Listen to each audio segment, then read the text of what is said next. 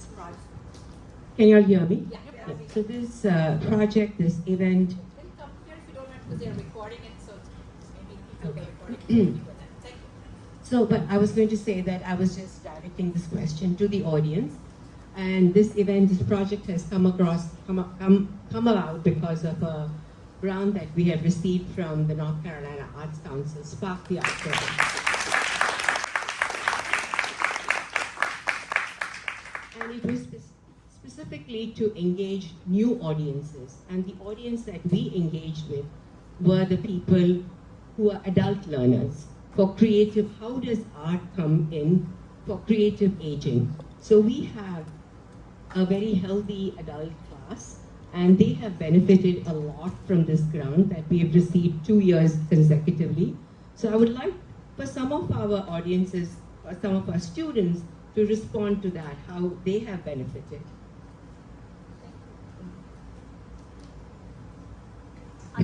If you don't mind coming here to answer, that'll be great, so we can capture your response. And just introduce yourself and then thank you. Hi everybody, my name is Suma and Come a little this side, yes. hello everybody, my name is Suma. I'm a student of Asha Bala, and I've been learning here for a really long time. But I think, as Auntie mentioned, we all have come back to dance because we love it, but we have faced a lot of, I would say, difficulty in trying to understand and learn this dance, the want to do it, but struggling to be immersive in this. So this actually, the Spark the Art grant actually helped us in the way we would want to allow people, adult learners like us, to participate and be involved in this dance as much as we'd like. So we've stayed true to the integrity of the dance, not compromising it, and I think we're constantly evolving in that. But at the same time, the love for the dance makes us want to come back for more. And it's teachers and everybody else who understands this and not judging, I would say, adult dancers, because when we see young dancers, we always struggle as to, wow, they can do so much. They remember this so quickly. They just pick it up like that. And we always, when we are learning with them, we always have this struggle. So having something like this that tells us it's okay, you're doing the best you can, and you're doing exactly what I want you to do at your age. It's okay, it's fine, and we're still contributing. We're still not, not considered as any less than you. So, thank you.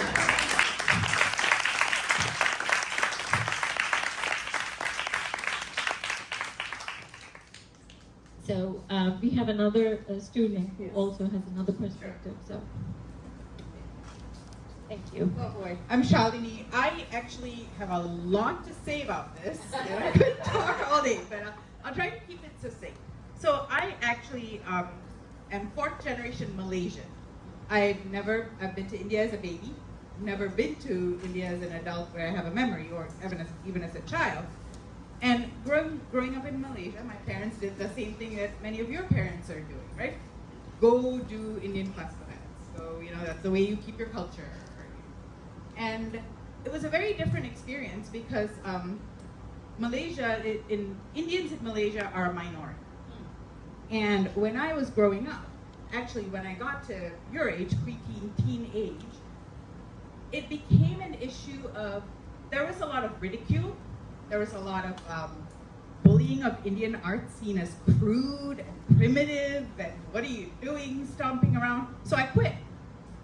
There was a lot of pressure, there was a lot of, and it's actually been really emotional for me to rediscover the beauty and the history and kind of re-embrace that and negate all the bullying and put downs as a child and rediscover that part of myself. So, thank you. Thank you. I could go on. I want to talk more though. I want to talk more because I do, and I do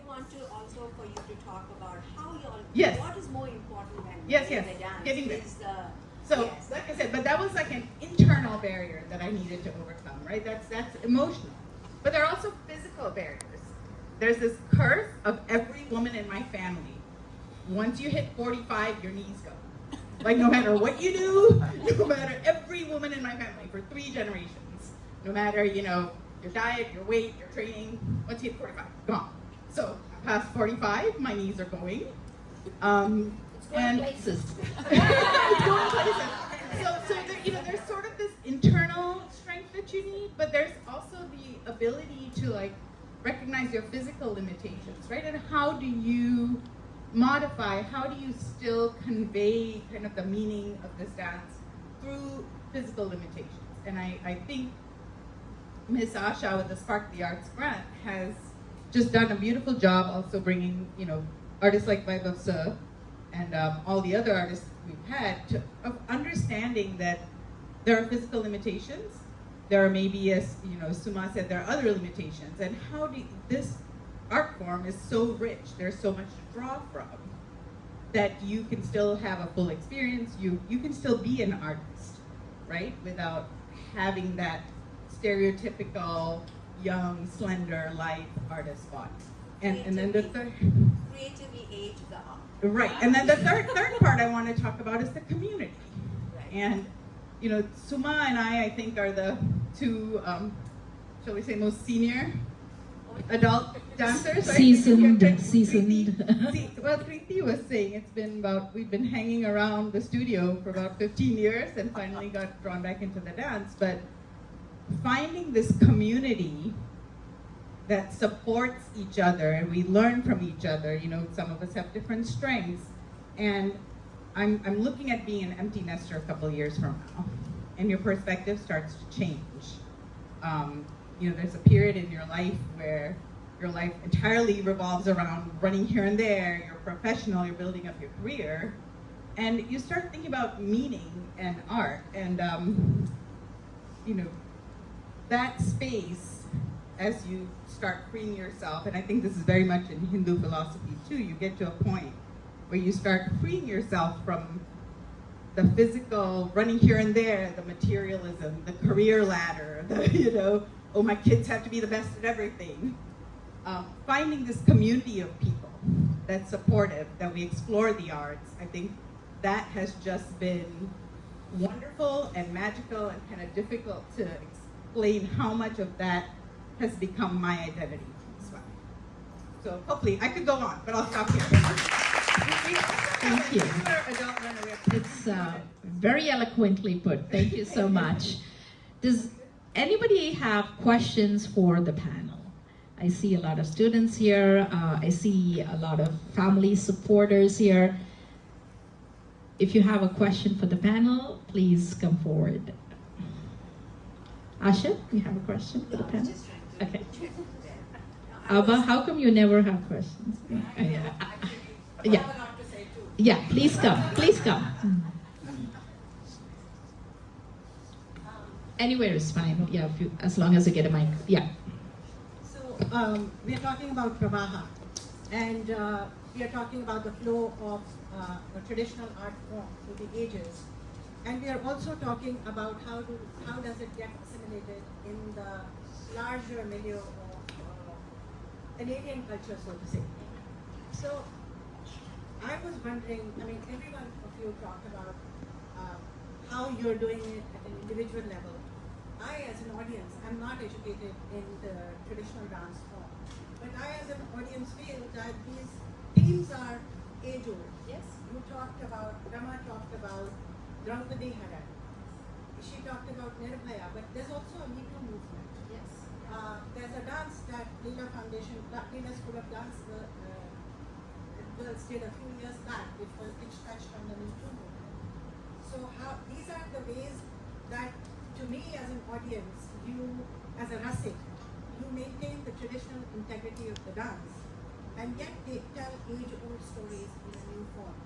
Seema and Ramya did a wonderful collaborative effort on the war that's going around, and they linked it to Mahabharata, which is so linked together. So I just wanted to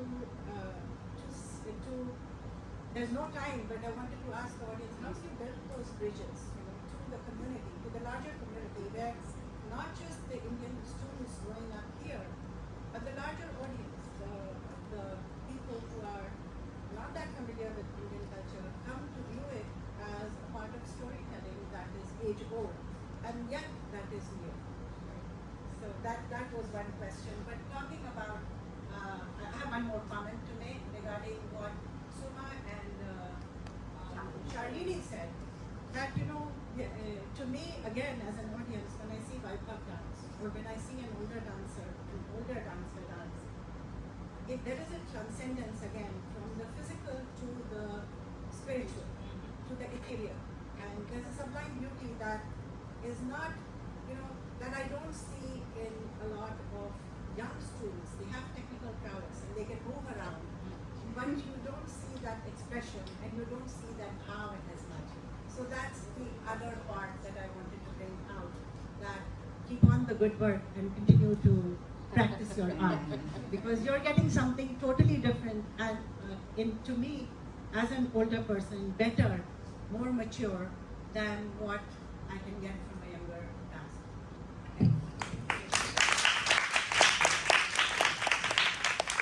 So the Pravaha of the audience's appreciation of art is also very different from when they were in their 10s to their 20s to the more seasoned purpose with which they attend a concert or perform at a concert. Thank you. Would any of the panelists want to talk to some of the things that were shared by our older dancers and what Abha had to say? I quickly want to address what Abha said, right? So, small story, I think in 2014, we went to Hot Springs in North Carolina. It's a western part of North Carolina down there. They were having a festival, Carolina Festival, and I still remember the banner which had the a banjo, sort of a picture of a banjo, and they had "Hang Down Your Head, Tom Dooley, Hang Down and Cry." It's a sad ballad written by Frank Warren, I guess, a North Carolina poet, about a Confederate soldier who kills Laura Foster, who's a girlfriend. But it's a beautiful ballad, but it's sung very much in western part of North Carolina. But on that day, when I looked at that particular poster and it said Carolina Music Festival, I was like, why don't we have a music festival in Raleigh? In 2014, right? And in 2016, we started our first RTP Fall Music and Dance Festival. So you will get inspiration when you go out of your boundaries, right? One thing is traditional artists. As we are all North Carolinians, we should support traditional arts throughout the North Carolina, right? I would say if you can coincide your trip to Asheville, Boone Mountains, or southern part of North Carolina, Nantahala Forest region area, superb artists of an extremely high caliber, right? We have a Bluff Mountain Music Festival, Eastern Carolina Music Festival, sponsored by North Carolina Arts Council. You have the Carolina Music Festival, which is, and then the Jazz Music Festival, Bluegrass Music Festival. You will see the history. I think that it's us as a South Indian music arts or classical Indian music, Indian traditional artists, we need to reach out first. We need to go and attend those traditional artists. We need to go and then talk to them, and then once they see us going there to their traditional artists, maybe you can start collaborating. Then they'll bring people in. So that's how the art spreads. If we are just within ourselves, our own boundaries, and then I shouldn't call it as boundaries. We are happy where we are, but I think one way to assimilate in North Carolina, pretty much all of us are North Carolinians right now. I think we should start first seeing Andy Griffith show. Once you see the Andy Griffith show, then you learn how to whistle, and then start attending some bluegrass festival, North Carolina folk festival, folk arts. I believe that's how we support and build the society, because we need roots, And for our roots to spread, we cannot just spread in this one small region. It just have to be a symbiotic relationship between all other traditional artists and organizations. You know? Beautifully said. Beautifully said. Right down your alley. Yeah, I feel like I should cut you a check for that.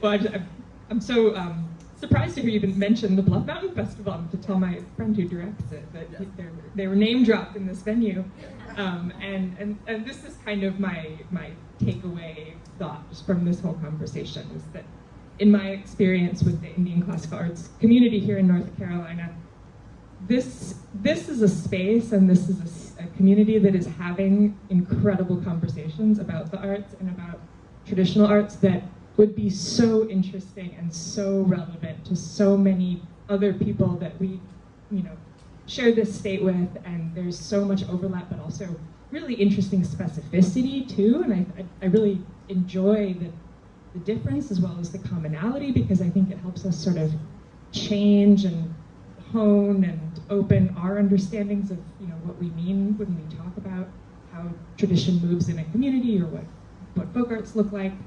And one of my favorite memories from a not so recent bit of a pandemic happened in the middle, but from one of the years of the North Carolina Folk Festival in Greensboro, was a year where there was almost no audience to be had at the Folklife demonstration area because the heat was so oppressive and there was no shade and nobody wanted to come out and stand in this open grassy area and listen to these artists who were talking about what they were doing.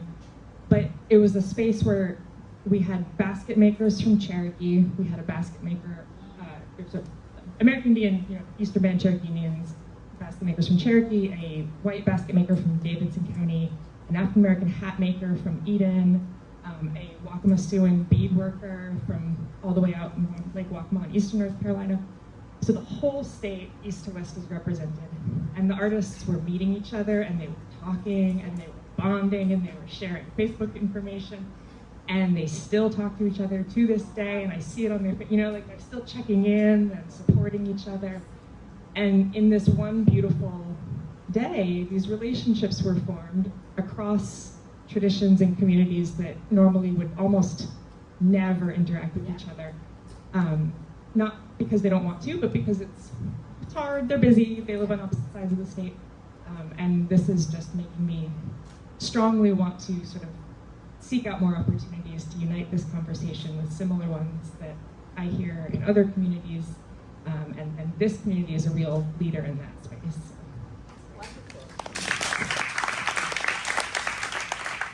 So we all need to have an open mind. And how do parachutes work? Only when they are open. So similarly, in the art space, we need to keep an open mind and not be so defined in our own tradition and make it feel like that's better than the others. There are different traditions. We can learn from them and we can experience them. Even if we are not taking something home and changing the way we view our tradition, we are a more experienced appreciator of art because of that. So thank you so much for sharing that, you both. Does the audience, we can have time for one or two more questions from the audience. Does anybody have anything for the panel? Or an observation? Yes, Smitha, if you don't mind coming here so we can capture you on the video as well. Yeah, please introduce yourself and ask your question. Namaste, everybody. So I'm Smitha. I'm a Carnatic vocalist.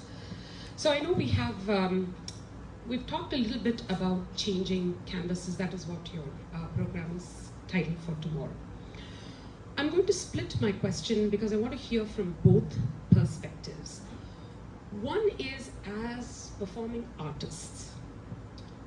As you moved along in your journey, have you found that you are moving away from themes that you may not have related to quite as strongly, and instead creating themes of your own even though it may not necessarily be quote unquote traditional?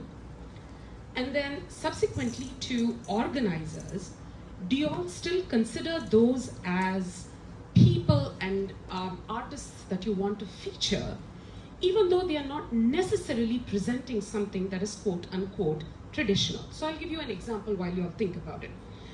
I recently performed for Sci-Fi. I'm a Carnatic vocalist. One of Carnatic musicians' mainstay composers is a saint called Tyagaraja. Typically, any Carnatic music concert you go to will have at least one composition of Tyagaraja.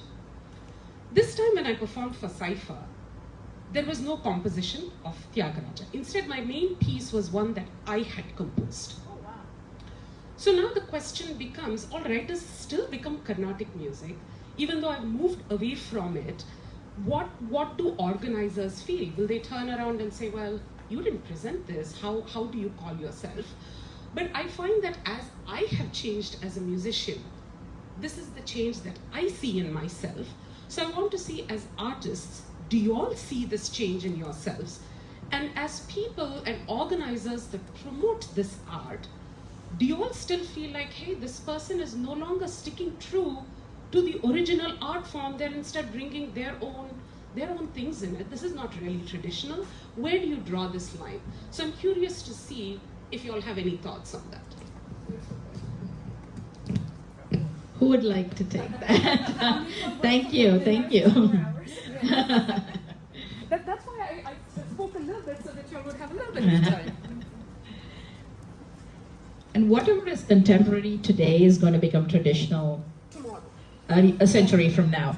So, what is your take on the content, the story being your own story and not plucked from tradition? And how receiving are art communities when it's presented in the form of a traditional format? Super interesting question, but it's making me think right now. You know, I have a repertoire that I put forth in front of my organizers and say, choose what you want to choose from this. But before that, I feel as an artist, I'm negotiating all that you've spoken. I am extremely comfortable dancing a traditional margam in Bharatanatyam, a Tyagaraja Kriti, a Muthuswami Dikshitra Kriti, and making my efforts constantly to be on that side, just to know, okay, this is the flow of tradition I've understood. So like next week, next Sunday, I've got a show which is, I told her, what do you want, Akka? And she said, Margam Vaibhav. I love Margam. And I'm doing a Margam there. But when not, I'm faced with an audience which is, I'm not sure whether it's completely soaked in Bharatanatyam, let me not even say Bharatanatyam, in classical dance or traditions of, then I'm wondering what do I give them, you know. So I have a choice like Pravaha, which I feel is equally beautiful, where I'm still doing traditional pieces, but I've chosen not to dance the Varnam here, but do a Dashavatara, and the second half changes into a Tagore poem. But I have repertoire which I've made available to an artist. And as an artist, I keep working on both these ends of experimentation. There's an audience. If I say Nama Mani, I'll present, they'll say, no, that's too Marathi, that's not Bharatanatyam. That is true. If I go to South India, they're extremely comfortable with Margam and I love it from my heart. So I have chosen pieces which I can dance there. But if I'm living in West of India, I feel that there is no need of experimentation. They're not coming for my Margam shows. They're coming for my Tagore show, they're coming for my Venugan, they're coming for a dance theatre, then they also come for the Margam. But they want me to see as a different artist, and that is also my calling. I have a very traditional beautiful artist who says that is not my calling, Vaibhav. I will only dance a Margam.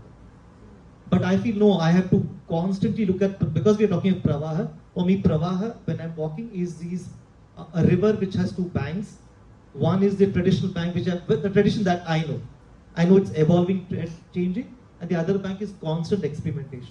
So I'll do a dance theatre piece. Tomorrow also I'm going to do a small solo dance drama in which there is spoken word. And the flow is constant for me. When I'm doing pieces like Seasons, it's very contemporary, I feel. I'm not, but the idiom is Bharatanatyam.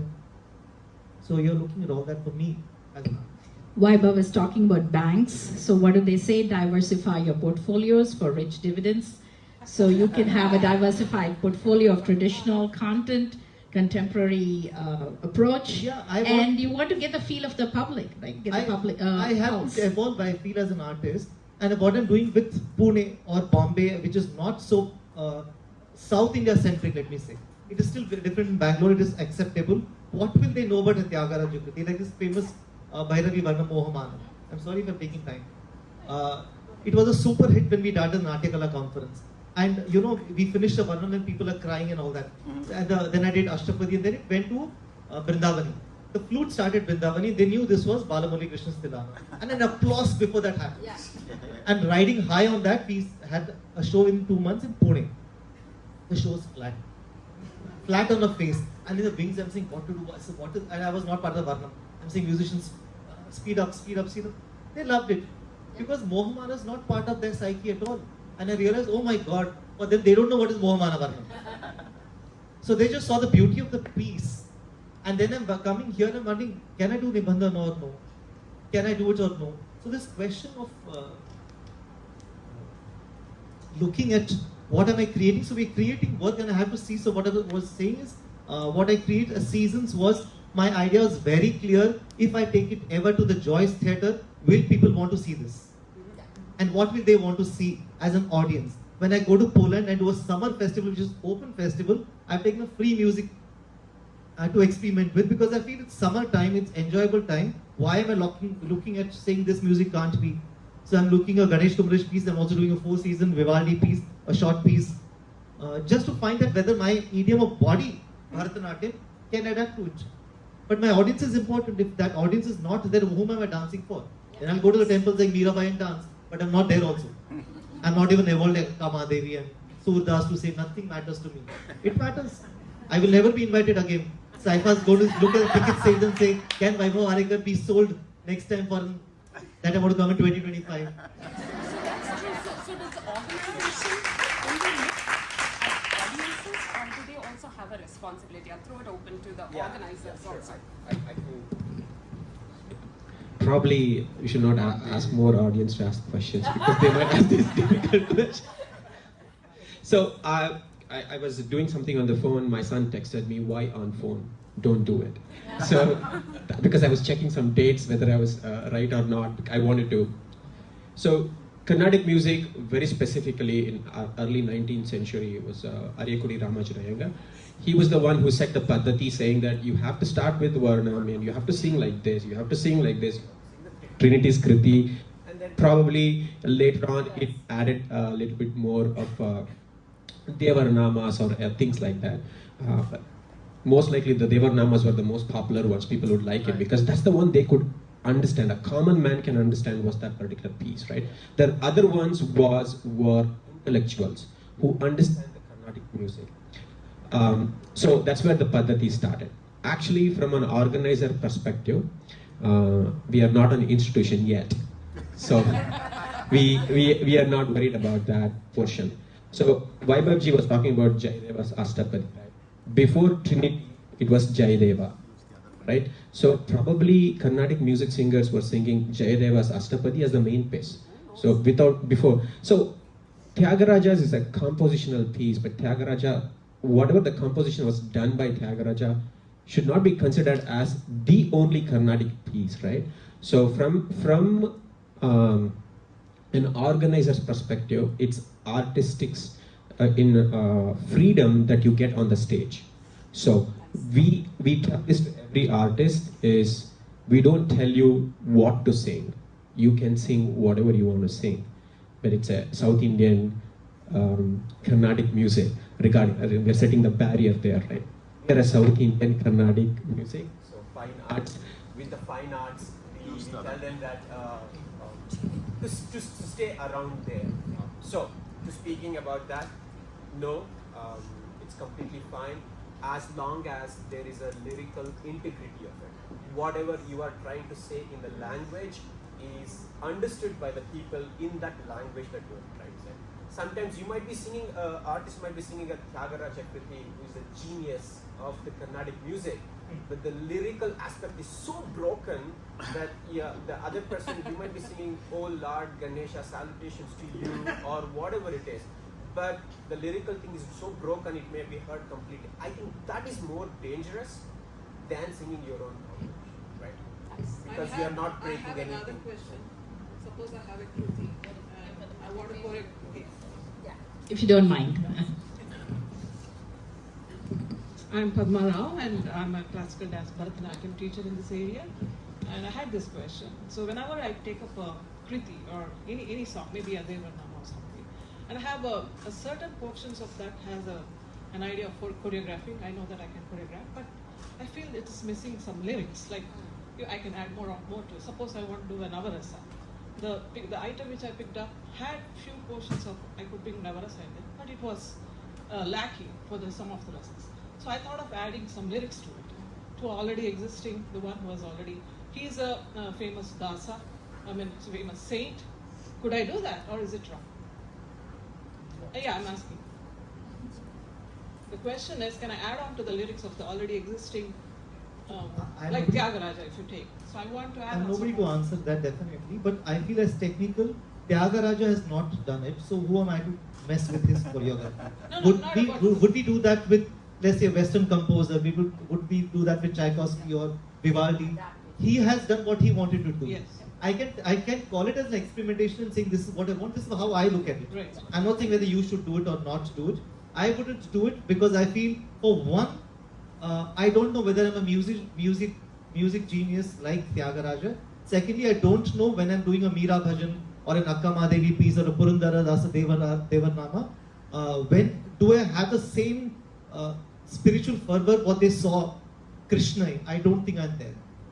I am not there, so I wouldn't want to break that. I would write a completely new piece equal to it. I say this is what the content is. I would go to a poet and say, can you write this in Kannada, Tamil? This is the content that so I if you're want. in the audience, if I present such an item, so how would you take it? Like I will see it. I will see it with open mind. I go to every audience. That's what I want. Yeah, I will see it with open mind, saying this is what you are, because I love what Bharatanatyam is about. Right. So we are trying to bring, I'm not trying to say that it is incomplete or anything. For me to present it, I want to present the same item. It's a beautiful dance, and for me, I feel it's lacking some lyrics which I want for my creativity to add on to it.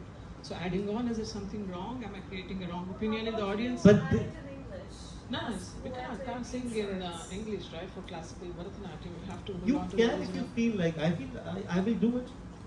But letting an audience know what I feel sometimes is Yeah, we important. let them know that this has This been is- done.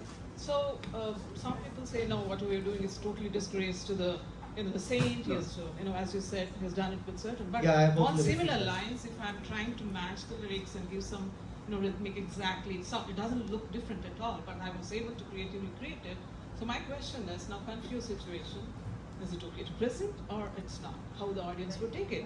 How the traditional people, who are already the dancers, or the general public, how they take it? There are different set of audiences. There are people who just worship the saint and who think, oh, he's the greatest one. We should not be touching the lyrics. There are people who are creative people who say, wow, this is awesome. She did it. So which one should we take? Should we get encouraged from it or discouraged from the people? How it goes? Yeah, but I will not intersperse. I have done this myself, and I've done this Bhutu Samita Dikshita Kriti, Bhutu Samita Dikshita in Ardhanarishwara, Kumudakriya Raga, and I'd inserted Shankaracharya's shlokams on this. My singer before the day of the show refused to sing it. He said, I will not break his Kriti. And it made me think, to be very honest. And from that day, I've decided for me that I will not break up a piece. Might as well compose a complete new one if it's necessary, and if my show demands it, yes, I will take out one pallavi and say, okay, this is my show demanding it. But if I'm doing a traditional Margam format, I've decided no. I love what has been given to me. I can put in alap, tanam, everything in between, and try. And as you said, we have to break the barriers, right? Like we have to go and explore, and some audience. So answer something about this. Oh, yeah. I think because he comes from the music. I don't want to dwell too much into it, but Padmajit or others also think about this one. Such great folks, Purandaradasa, Tyagaraja, whoever, they did not put any copyright infringement on their right? So, in Carnatic music, we have something called Vak Gayakaras. Vak and Gayakara. That means to say, they were experts in lyrics, they were experts in music. So, they were joined together to form a composition. So that means to say each and every word has a meaning as a lyrical meaning. It has a meaning in terms of a music also. I feel that integrity should be kept as is. But as I said, no patent infringement there. You can go ahead and then add anything in there. I feel before we do that, we have to strive to be Vageyakaras also, and then see whatever we are injecting in it has a lyrical and a musical component there. It's my very, very ignorant opinion because I'm not a Vageyakara. I feel that one has to cross that boundary before we go and touch those gems. Having said that, anything is fair game. Thank you, Madhu, for sharing that. So with that, we close the audience questions, and I don't even know how I missed this question that I wanted to ask Vaibhav. And after that, I'll give it to you, Sampada. You referenced to Ardhanarishwar, and you talked about choreography. So Lord Shiva, Nataraja, the king of dance, his cosmic dance symbolizes the flow of creation, preservation, and dissolution in the cycle of life. Yet, there are many societal misconceptions when it comes to men embracing traditional dance form of Bharatanatyam. How do gender roles evolving or being challenged in modern interpretations of dance? Because it didn't begin that way, right? We had Shiva and Krishna as a proponents of traditional dance. But do you see that being questioned today? How are they changing the arts, is it? So is there a misconception in the society that men should not be taking traditional dance forms as performers?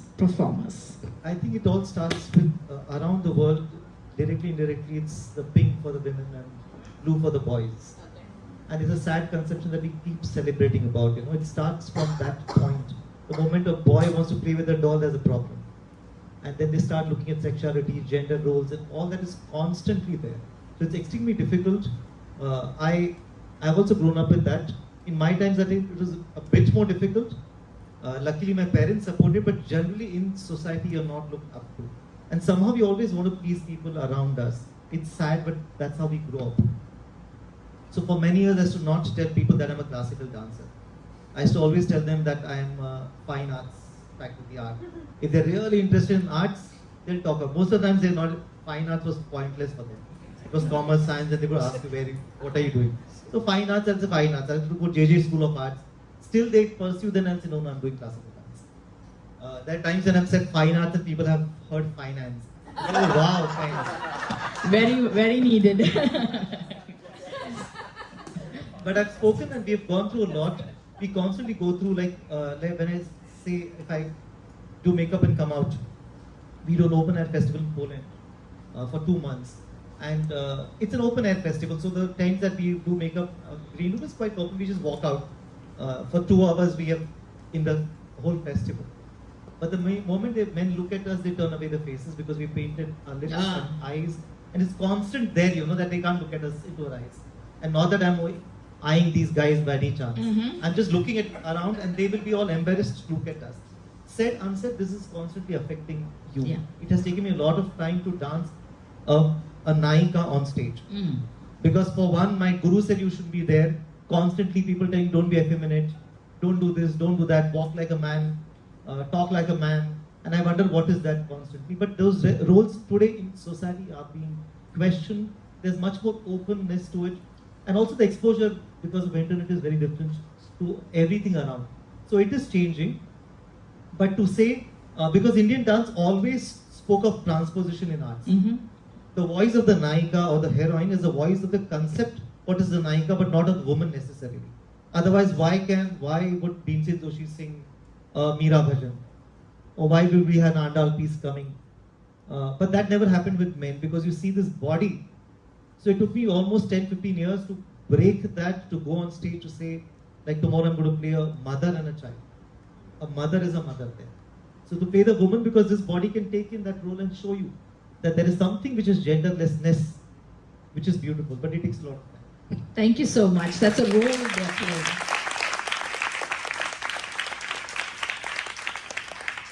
I wish we had more time, but we don't.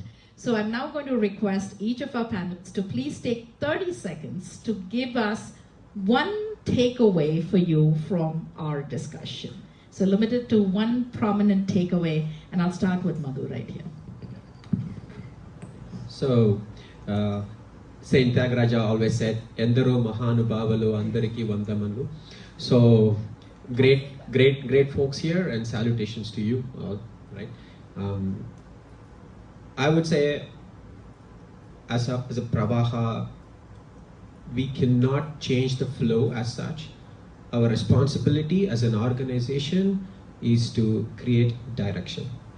Let it flow, but you may want to direct it here or there, navigate it, and then stay out of the water. Let the water do what it needs to do. That's from our organizer's point of view.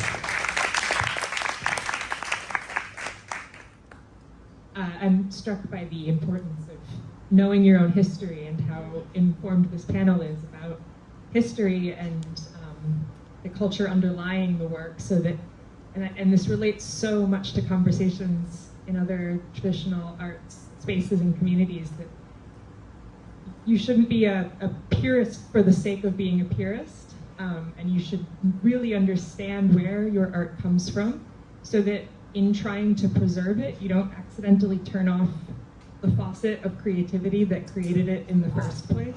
That's what I'm thinking.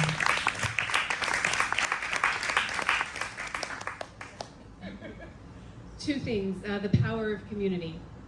When people come together and learn from each other. Also, it's a good idea to go outside your comfort zone a lot, because then you meet new people, you learn things, you make friends, you're reminded that it's okay to be a slightly older dancer.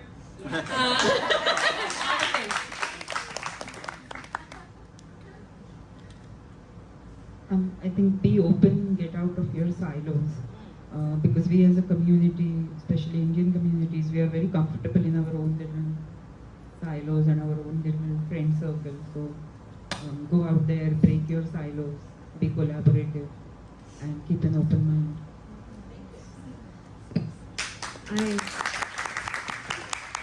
I echo what everybody here said, and I really want to say kudos to Asha ji for creating this wonderful ecosystem. Asha ji and I, we go so far back. I think we met in 2007 or 2006, Asha ji, at Natya Academy. And back then, she used to talk about, there needs to be some community where everybody understands arts. And she used to say, we should call it something like Rasik, right? Yeah, right? You used to say we need to create, cultivate, and you're doing it. And that is amazing.